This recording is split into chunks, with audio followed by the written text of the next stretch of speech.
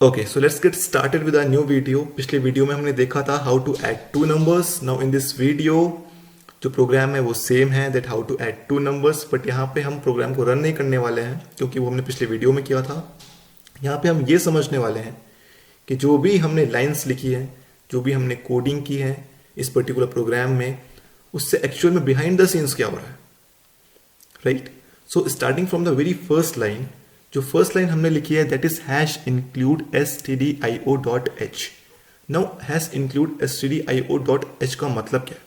इस लाइन को अगर मैं सिंपल टर्म्स में कहूं तो इसका मतलब ये है कि stdio डॉट एच नाम की एक हेडर फाइल है, उस फाइल के अंदर कुछ फंक्शंस हैं, उन फंक्शंस को इंक्लूड कर दो।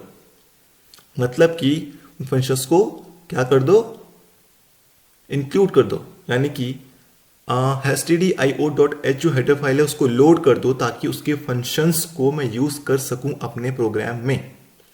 Second line is also same. conio.h नाम की एक हेडर फाइल है, एक लाइब्रेरी है जिसके अंदर पहले से ही कुछ प्री डिफाइंड फंक्शंस हैं। और अगर मैं यहाँ पे ये लाइन लिखता हूं that hash include conio.h inside angular brackets, तो इसका मतलब ये है कि जो मेरे इस प्रोग्राम में इस लाइब्रेरी को क्या कर दो, लोड कर दो, ताकि इस लाइब्रेरी के अंदर जितने भी फंक्शंस हैं, बहुत सारे फंक्शंस हैं, बट उसमें से मुझे जितने भी फंक्शंस हैं उनमें से मुझे जो भी फंक्शंस चाहिए उन्हें मैं अपने प्रोग्राम में इजीली यूज कर पाऊँ। तो यहाँ पे डिक्लेरेशन है उनका। और जो हमने अगर मैं आपको कहूँ प्रिंट एफ, जैसे ये प्रिंट एफ है, तो जो ये प्रिंट एफ है, ये जो फंक्शन है, इसका डिक्लेरेशन जो है वो यहाँ पे stdio.h में कर दिया। सेम scanf का भी stdio.h में डिक्लेरेशन कर दिया। इनकी डेफिनेशन भी इसी के अंदर है, क्योंकि जो फंक्शंस हैं printf एंड scanf, ये फंक्शंस किस लाइब्रेरी के हैं, stdio.h लाइब्रेरी के हैं। ओके, conio.h मतलब क्या, conio.h भी एक लाइब्रेरी है जैसे कि stdio.h है, बट इस लाइब्रेरी के अंदर कुछ अलग फंक्शंस होंगे।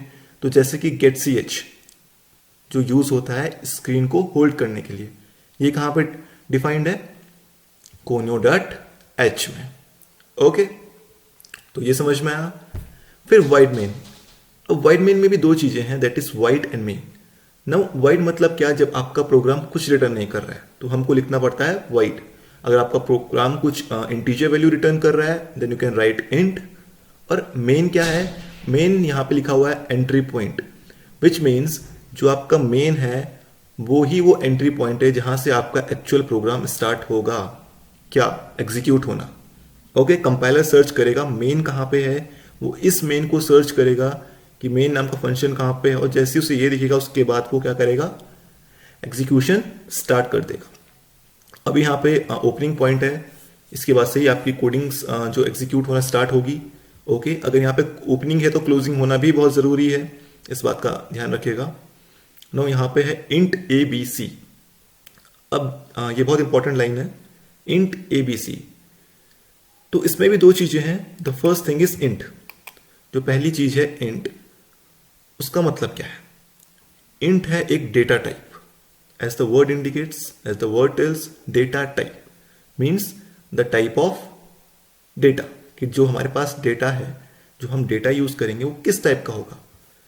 तो इंट मतलब होता है इंटीजर टाइप का डेटा, जो हमारी इंटीजर वैल्यूज होती हैं, जैसे आपके पॉजिटिव नंबर्स हो गए, जीरो हो गया, नेगेटिव नंबर्स हो गए, इंटीजर टाइप के हैं, राइट। तो जो हमारा डेटा है वो क्या होगा, इंटीजर टाइप का होगा। अगर आपका डेटा डेसिमल्स में है तो आप फ्लोट भी यूज कर सकते हैं। ओके, तो अलग अलग डेटा टाइप्स हैं, और अपने अपने प्रोग्राम के अकॉर्डिंग अपने अपने किस टाइप के डाटा को हम यूज करने वाले हैं उसके अकॉर्डिंग हम यहाँ पे क्या करते हैं, डिक्लेरेशन करते हैं। डिक्लेरेशन करना इसलिए भी इंपॉर्टेंट है क्योंकि इसी डिक्लेरेशन से ये पता चलेगा कि कितनी स्पेस वो मेमोरी मिलेगा।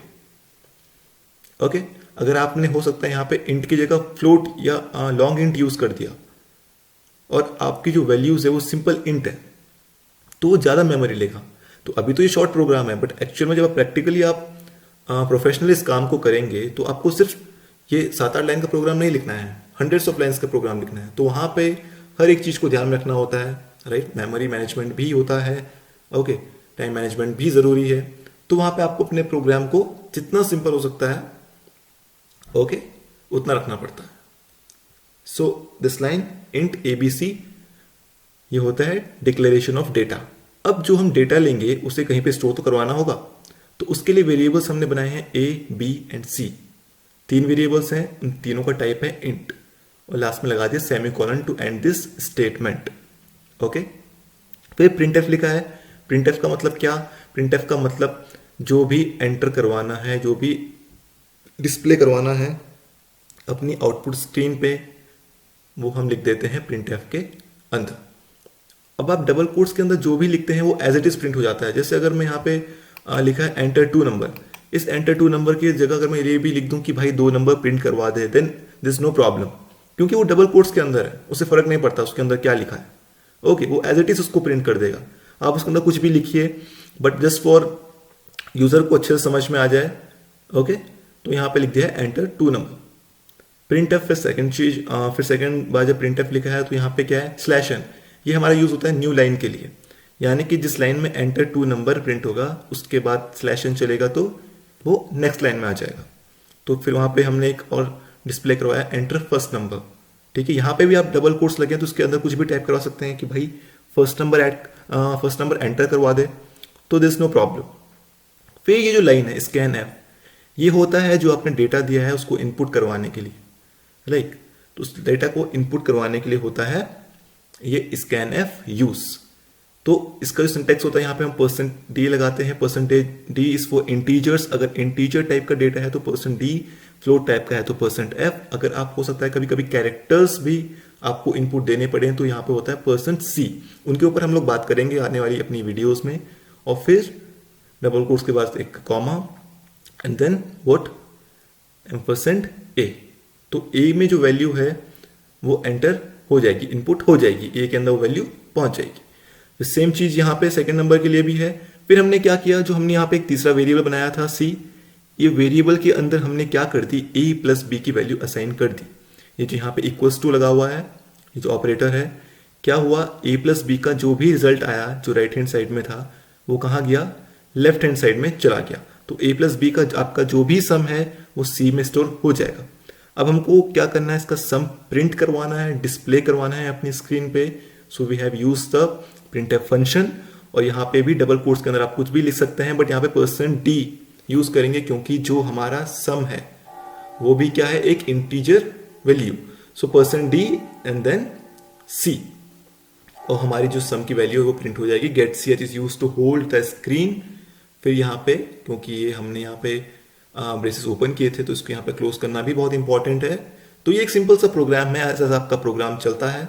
ओके, तो सबसे पहले जो होती है वो होती है प्री प्रोसेसिंग, यानी कि यहाँ पे कंपाइलर काम नहीं कर रहा है। यहाँ पे जो आपका कंपाइलर का एक पार्ट जिसे हम कहते हैं प्री प्रोसेसर, वो क्या कर रहा है, इस लाइब्रेरीज को लोड कर रहा है आपके प्रोग्राम में, ताकि आप उसके प्रोग्राम अपने प्रोग्राम में क्या करो, उन लाइब्रेरी के जो फंक्शंस है उनको इजीली यूज कर सको, राइट। जो फंक्शंस है ये पहले से ही बने हुए हैं, प्री डिफाइंड हैं, तो आप इन्हें डायरेक्टली यूज कर सकते हैं। बट एक्चुअल में आप अगर आप देखो तो प्रिंटफ अपने आप में क्या है, it is just a word printf.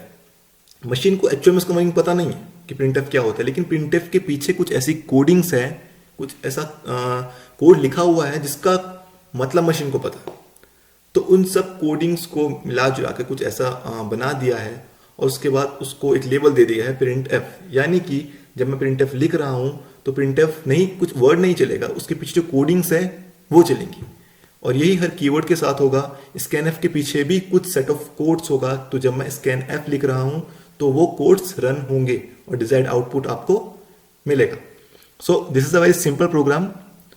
Okay, अब हम बात करते हैं कि कैसे कैसे जो वेरिएबल्स हैं ये मेमोरी लेते हैं एंड कैसे कैसे इनके अंदर वैल्यूज जाती है। Okay, so let's move to that. Okay,